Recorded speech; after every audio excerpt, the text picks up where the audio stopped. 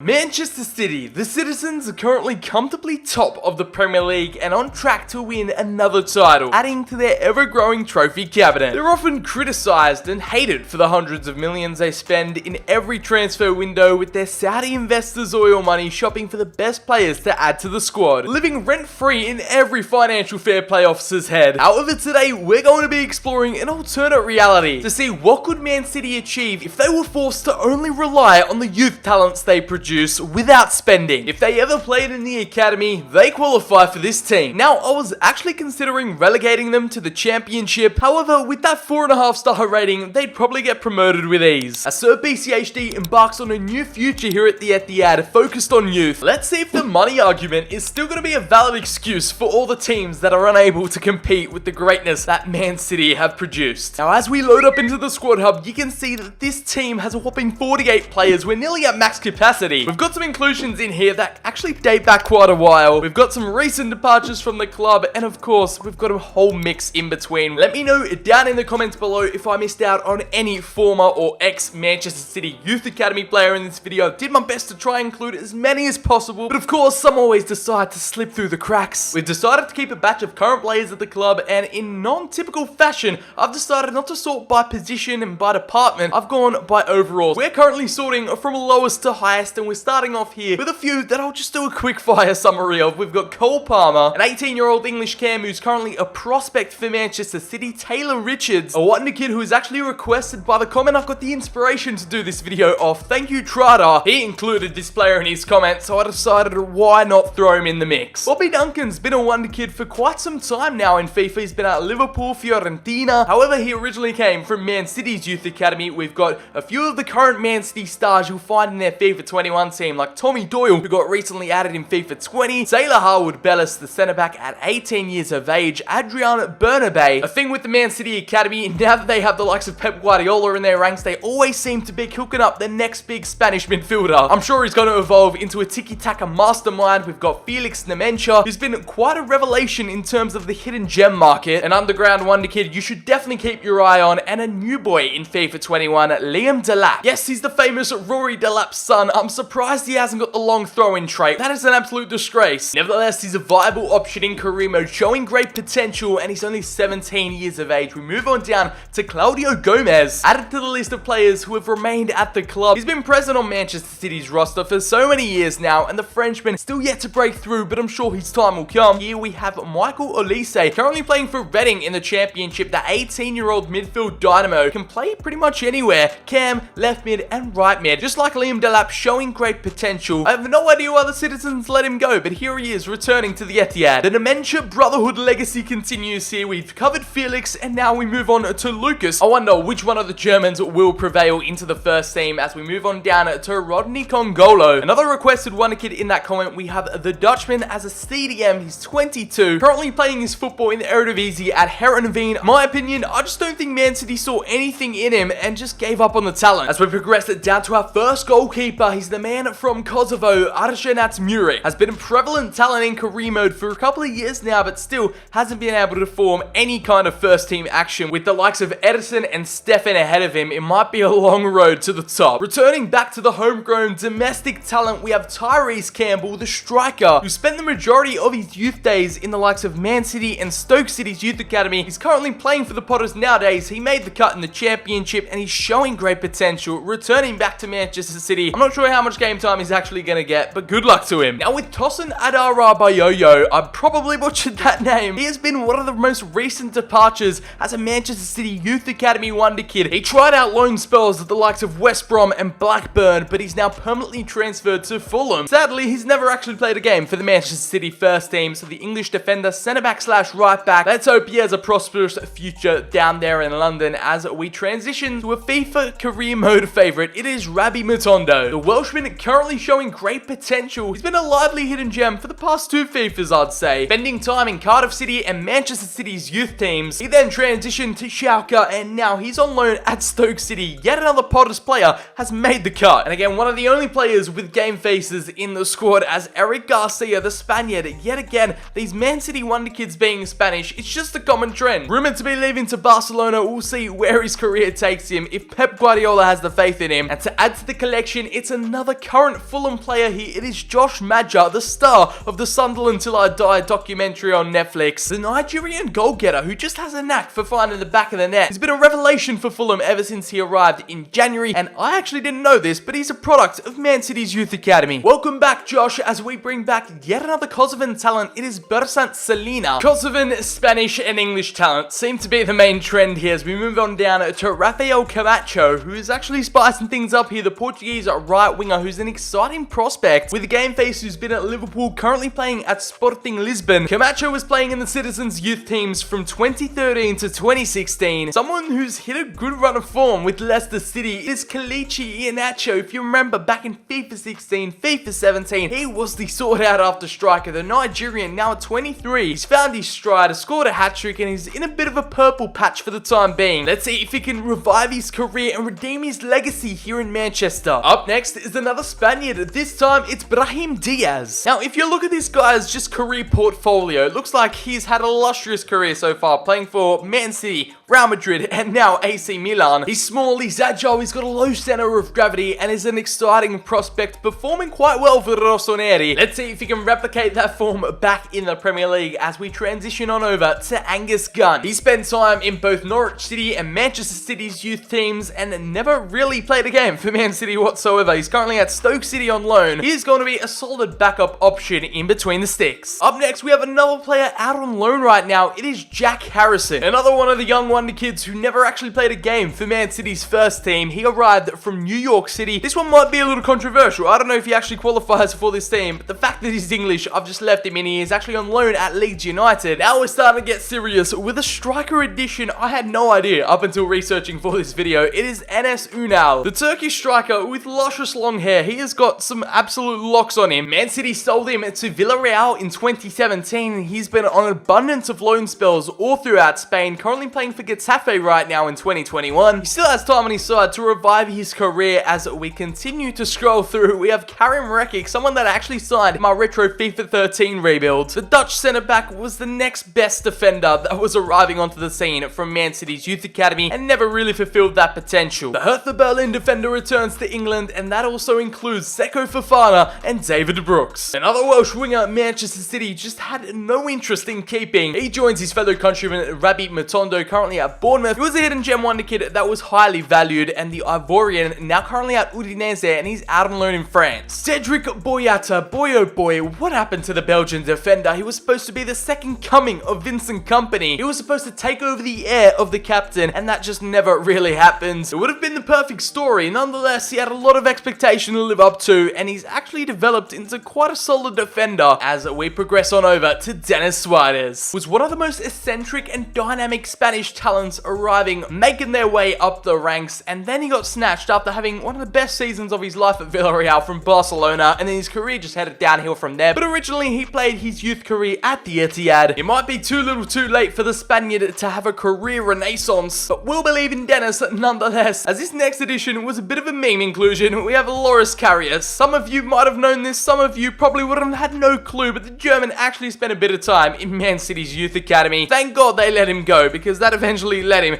to Liverpool, and then we all know what happened in that Champions League final. The German had a disaster class on the European stage. How Liverpool still have this guy on their books is the biggest finesse of all time. Okay, what are with these connections to my previous retro rebuilds? We actually signed Ronnie Lopez in the early stages of my Real Madrid Castilla rebuild back on FIFA 14. If you missed that, check that out, but he is currently at Nice in real life after flourishing overseas in France. In his up and coming days throughout FIFA 13 and 14, he was a Portuguese prodigy that could have become so much more. He's transitioned into a bit more of a left-wing archetype, but can still play in that playmaking role. But a perfect playmaker we need to cover next, and the captain of this team, the current golden boy of Man City in England, it is Phil Foden. Now, if we take away his Icelandic shenanigans and all the drama off the pitch, he is a golden talent, a future generation star for England. It feels like he's been around for so much longer, but he's still only 20 years of age and is the future that Man City have to look forward to. Nothing more we can say about the number 47 after lighting up the Premier League, being patient with Pep Guardiola to give him game time, and his rewards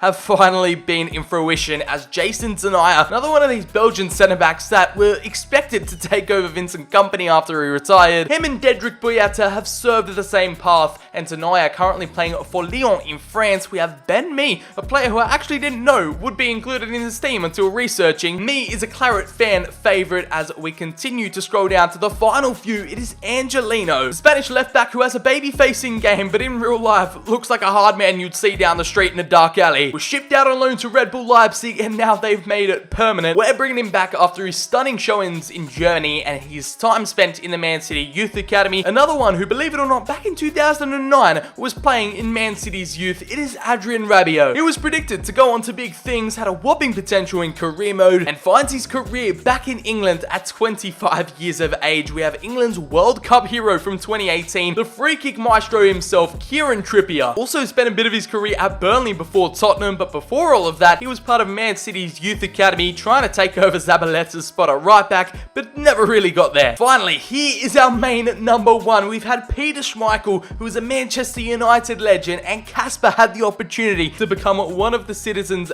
best players or goalkeepers of all time. The Danish international, the shot stopper, has found other ventures, and at Leicester City, he's become a title winner, just like his father, and he's going to be returning to Man City's youth academy today, where it all began. But if you thought that was the peak of this team, boy oh boy, we are sending shockwaves your way, as the final two editions of this team is none other than Ryan Giggs. I know what you're thinking, this one's gotta be controversial, but let me explain. And last but certainly not least, it is Jadon Sancho. Spending time in Watford's youth academy, he then transitioned to Manchester City and was actually looking quite promising. His move to Borussia Dortmund might be Man City's biggest mistake ever. Dortmund grabbed a bargain and they're gonna make millions and millions of pounds from his sale. I'm sure the Man City board are regretting that one now, but Ryan Giggs, not even I knew this, and I'm a Manchester United fan. He actually spent his early days before the class of 92 in Man City's youth academy. You could look it up, it shocks me as well, but from 1985 to 87, his youth career started at Man City before United took the plunge and poached the Welsh winger. We've got to stick to the theme, and according to this video's youth academy vibe, we've got him as his baby icon form at 16 years of age. It's taken a while, but that's what Manchester City's got to offer in terms of youth academy talent. Just the general range, the versatility, the diversity of talents they're producing is completely abnormal. Here is how the Man City Youth Academy team will be lining up. We are playing the 4-3-3. I might actually alter this formation the more we get into the seasons and simulations. Nevertheless, here is the talent and the options they have coming off the bench, likes of Maja, Lopez, Camacho, and Campbell, ready to make their impact. How many seasons will it take them to win silverware and conquer England just like Man City have? Drop it a like, hit subscribe if you go on to enjoy, and you're new around here. I'll catch you at the end of Season 1. In Season 1, at least they didn't get relegated. They finished in the top half, and they nearly qualified for Europe, at least Champions League football. With 64 points, they had a 7th place finish. Winning the league is Liverpool, Spurs in 2nd, Wolves in the top 4, and Manchester United make 4th. Then again, City have a lot of work to do if they are to compete for the Premier League like usual, and they lost in the final to Spurs. Their crown slips in the FA Cup as Spurs actually win a final. I can't believe it. Giorgio Chiellini, don't say a word. In the Carabao Cup, it was an embarrassing round 3 elimination to Norwich City 2-1. Now, over in the Champions League, I doubt they actually achieved much, but hey, they got out of their group in Group C with Marseille, Porto, and Olympiacos. They could have walked it. They finished 2nd. That means in the round of 16, they come up against Lazio. They lost 3-3 on away goals. Unfortunately, it wasn't enough, and winning it all, just like in the Premier League, it is Liverpool 1-0 against Bayern. Without all of their millions and millions of pounds worth of transfers, they are unable to compete with Liverpool for now. It was some of the main performers in this Manchester City Academy team, and you all know it had to be him, Ryan Giggs, the man who has built his legacy. He's infamous at Manchester United. He's a club legend, but this time in this experiment, he's playing for the Citizens. It doesn't look right, but 22 goals and 1 assist for the Welshman, followed by Jadon Sancho. Sancho with 27 goal contributions. He goes unmatched. Plus 4 to his overall, now to 91. Imagine if he actually stayed at Man City. His career could have been very, very different, but he now goes down as the highest rated player in this squad. Enes Ünal actually maintained that starting striker position. Kelechi Iheanacho made way for the Turk, scoring goals for fun, 15 and 1 assists. He has Ronnie Lopez here on the left-hand side, 13 goals and 6 assists for the Portuguese playmaker. Seko Fofana has actually surprised me with 4 goals in 33 appearances. Who knows, maybe he could transform into the next reincarnation of Yaya Toure. We'll have to wait and see, as Angelino from left-back, being the true one and only left-back of the team, 3 goals and 5 assists. A very nice Adrian Rabiot putting up some decent numbers. Denis Suarez also getting involved, and Kelechi Iheanacho took that second striker role on the bench with 3. We have the impact subs like Brooks and Camacho off the bench to make a difference. We have Phil Foden. Okay, surprisingly,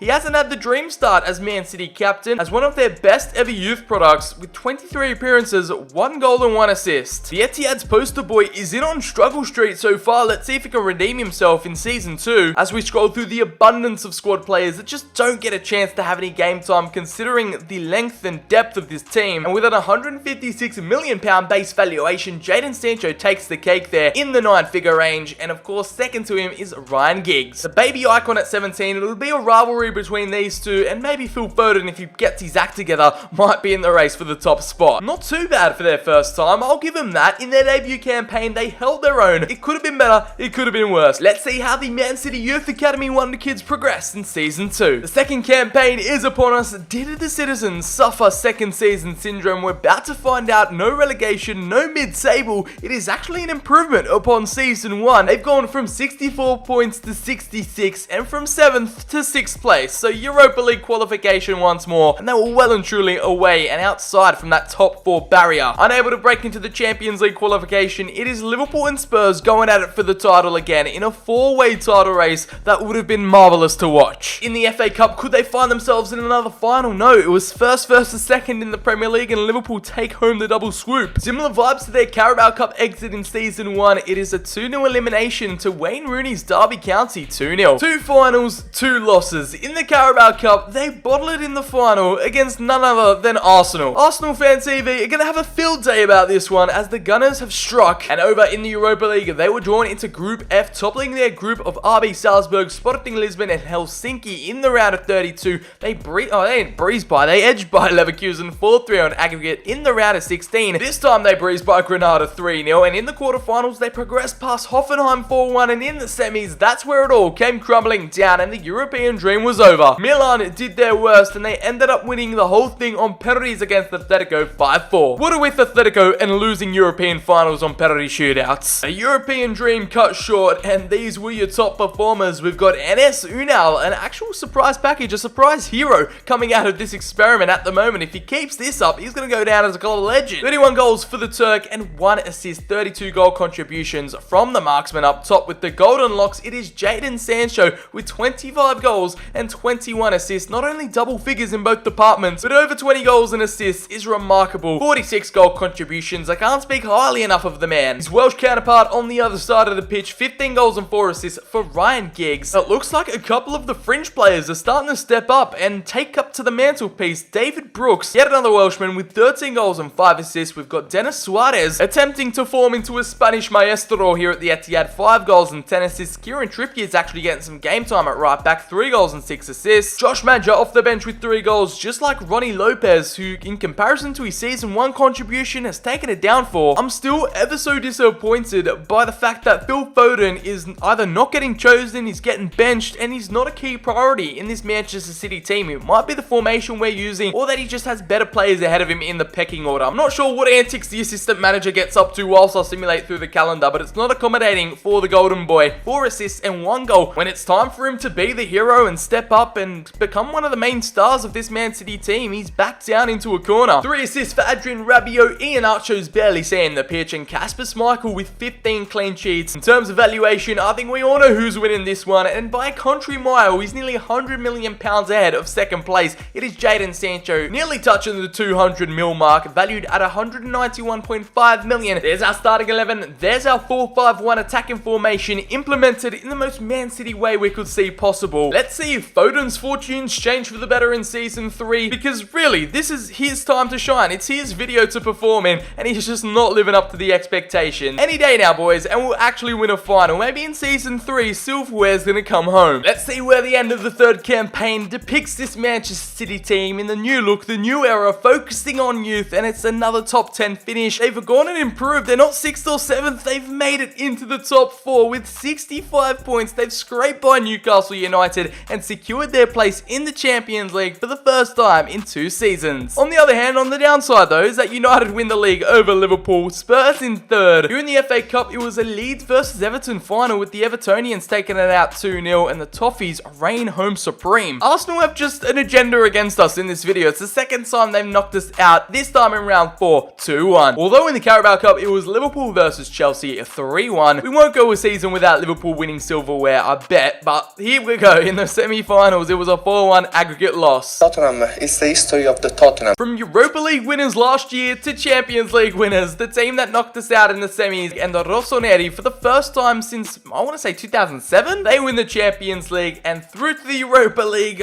We weren't in the final. Fiorentina, La Viola win the Europa League, and here we were in Group C. Slavia Praha, Young Boys, and Cluj. Against fellow group contenders Slavia Praha, they take it home 6-2 on aggregate. In the quarterfinals, the eventual winners, the champions, Fiorentina, knocked them out 2-2 on away goals. They love getting eliminated in Europe to an Italian team on away goals, and it's another European season that goes begging. The only positive, the only good thing you can take away from this is that they actually finished 4th in the Premier League, so Champions League football in Season 4 is awaiting them. Here's who really stepped up the third time round. It's Giggsy in his baby form. He is radiating wisdom energy right now, being the top goal scorer with 24 goals and 8 assists. That is 32 goal contributions. We have Jadon Sancho up there once more with 29 goal contributions. The only player to have double figures in both goals and assists. Doesn't reach those Season 2 heights though. Enes Ünal is in there again, pretty much scoring half of the goals he did last year. 17 goals and 2 assists for the Turkish sharpshooter. Get him down the hairdressers for a fresh cut, and he might be scoring more, as Bersan Selina, all of a sudden, he's climbed into the top ranks, the Kosovan, with 7 goals and 4 assists. Who knew he was going to have a midlife revival midway through his career in his prime, as Denis Suarez involved once more, now up to an 80 with 6 goals and 3 assists. We have Angelino from left back with 10 goal contributions, David Brooks with 3 goals and 3 assists, Trippier from right back with 7 assists, and the captain Phil Foden with 32 appearances and 2 goals. His production in this career mode save has taken a toll. I don't know how this is happening, I don't know why this is happening. Let me know down in the comments below. Do you think it is just him actually playing the games but not being good enough to score or assist, or is he coming off the bench and just being an impact sub by the assistant manager and is unable to make a true impact on the game? Let me know. What do you think the reason is behind Phil Foden's failure? Because if it's any video, it's this video where he should be shining. The valuation war continues with Jadon Sancho going down to -3%. He now finds himself at £187 million as Ryan Giggs has reached the 9 figures thanks to that stellar campaign, being the MVP at 129, as Angelino being the unsuspected superstar to nearly reach the 9 figures. We'll see what kind of path his transfer market value leads him on, as Enes Ünal and also Kieran Trippier in the 40s, surpassing Phil Foden. Phil Foden drama continues. City are in the Champions League again. They need to have their key assets and highest rated youth academy talents firing on all cylinders in Season 4 if they wish to compete on multiple fronts. I'm intrigued to see how this team performs under pressure. Look away, City fans. It's heartbreaking. It is crushing to see United 1 point ahead of them and claiming that final Champions League spot. Spurs win the league. What is going on with them in this simulation? For some reason, they just love winning silverware, unlike in real life. But the City boys, after achieving one of their highest points total, don't get that reward of qualification for the Champions League. Here in the Emirates FA Cup, Chelsea take down Spurs 2-1 in the final. Chiellini, say the line. Tottenham is the history of the Tottenham. No domestic silverware to show for this season, as it was another semi-finals defeat. It could have set up a perfect Manchester derby final, but it wasn't to be, and Newcastle duppied them 3-1 on aggregate, and they eventually lost to the Red Devils. The Champions League came about, and they were very much up to the task. Leipzig, Juve, and Besiktas were all very worthy opponents in Group D, as they scathed out alive in the next round, finishing in second. In the round of 16, they met Inter Milan and lost 2-1 on aggregate. The eventual champions, just in case you're curious, you guessed it, it was Liverpool, a repeat of the 2019 final. So Chiellini, say the famous line. Tottenham is the history of the Tottenham. It was a worthy Champions League display, a Premier League season that ended in a bittersweet manner, and 2 brutal semi-final exits. They've been good, but not that good enough. They haven't had that extra edge in order to make them champions. And here were the best performers. I think they know why why they didn't perform as they did in this season. We'll scroll through and analyze, but Enes Ünal, the top goal scorer with 26 and 5 assists, 31 goal contributions. As the Turkish goal scorer continues to impress me season after season, Ryan Giggs is getting better with age. At 20 years of age, he has scored 21 goals and 12 assists, 33 goal contributions from the now 92 rated Welshman. We've got Bersant Selina. Who saw this coming? For some reason, this guy, the Kosovan, is getting more game time than Phil Foden, or he's actually performing better than the captain. And Jadon Sancho had a year to forget, going up a +1 to a 95. Definitely did not perform like a 95 rated player. With 59 appearances, he scored 8 goals and 5 assists. Even Angelino from left back nearly outperformed him, the Spaniard with 7 and 4, just like David Brooks. And Phil Foden, although he's getting the game time, he just can't score goals. He can't get in amongst the action. His dynamic potential suffered, his growth is stinted, and this is not the way we envision things. I know it might sound evil, it might sound cruel, but I kind of prefer when the Wonder Kids we expect to have a whopping campaign or a great career kind of just fade away into irrelevancy and they just don't live up to the hype. I don't know, it kind of demonstrates that I guess dynamic potential is working in some form. It shows that you never really know what to expect when you do a FIFA career mode simulation. The Germans back playing first team football. Now let's get onto the financial department, and it's Jadon Sancho up to a £200 million valuation thanks to that overall boost. He is now way clear ahead of Ryan Giggs, who is sitting at 149, and meanwhile Angelino, we didn't expect it, but he bursted through those 9-figure walls, now valued at 124 million. Here is the starting 11 as we depart into the 5th and final season. It's the strongest team, quote unquote, on paper. Let's see if they can perform and actually win a piece of silverware together in their last hurrah. Right, we've simulated to the end of season 5. I saw a final in sight, and you just know we're going to simulate this one in a little quick sim. I want to see if I can witness them win a piece of silverware. Giggsy's out on a suspension. Not the ideal situation, but it was once a team that knocked them out in the Champions League round of 16. Can they get revenge? Can they get their comeback against Inter? No. Okay, it's a 3-1 loss. Lautaro and Lukaku. Lula, the strike combo, completely destroyed City in the first and second half. Sancho got proceedings underway, but it wasn't enough. It has been a failure after failure, below the belt hits after below the belt hits. They've gone and replicated the points gap exactly the same, but just with Spurs this time in the 4th spot by 1 point, and couldn't qualify for Champions League football if we were to go through to a season 6. Over in the FA Cup, it was United to win the final 2-0 at Wembley against Aston Villa, and the City were knocked out against United 2-0 in round 6. Here in the final, it saw a Merseyside derby final 4-2, the Toffees win over Liverpool, and again, another semi-finals defeat against the Reds 4-2 on aggregate. Let's finish it off then. Let's calculate who was the worst, who was the best, who are going to leave their impacts on this Man City team for the rest of time. And I think we could all divulge that before this video even started, Jadon Sancho was going to be the main MVP, an absolute gun, an attacking weapon that had a little bit of a dip last season, but that was just an anomaly. He's back to his sparkling best as the Englishman scored 28 goals and 9 assists, although Ryan Giggs not outperforming him in terms of goals, but in the assist category, he has more goal involvements than Sancho. There's definitely a top 2/3 forming, as Enes Ünal has another great goal scorer in season, the Turk, with 21 times finding the back of the net, 3 assists on top of that, and Phil Foden has actually decided to perform for once. The captain, our leader, performing like one, with 12 goals and 3 assists, 15 goal contributions. It's taken him 5 years, but he's gone and done a Kelechi Iheanacho. I think he's one of those players that can do it at Leicester, but at a big club like City, he just hasn't got it in him. And 6 goals and 6 assists for the always consistent David Brooks. Angelino provided 12 assists with 5 goals, and Adrien Rabiot being the main metronome in the midfield with 4 goals and 5 assists, 3 goals and 3 from Trippier at the back. And we're going to slowly scroll through the rest of the 39-man squad. I believe a player retired and someone left. I think Ben Mee's no longer here, and Kasper Schmeichel also retired. So we're down to 39, still a jam-packed team full of depth, full of wonder kids, and City Academy talent that maybe one day could be one of their main superstars, like a Marcus Rashford, like a Mason Greenwood is for United at the moment. The main goalkeeper in the last 2 seasons have been none other than Loris Karius, and here are the final valuation standings. It is Jadon Sancho unable to finish this one on a high, past the £200 million mark, sitting at 199. Ryan Giggs landing a stable 176.5 million value, and Angelino still in the hundreds, now sitting at 120. Here is the final final team, take a look. After 5 seasons, no trophies, about 3 or 4 finals losses, many semi-final knockouts, this team just didn't have that extra bit in them. They didn't have the winning champions mentality, and who knows, maybe Manchester City, if they never spent all that money, they'd be looking like this team right now, unable to win silverware. If you did enjoy, make sure to drop it a like down below. If you're new around here, subscribe and turn on the notification bell for more content coming at ya. I've been Sir BCHD. Have a great day, and I'll catch you all in the very next video.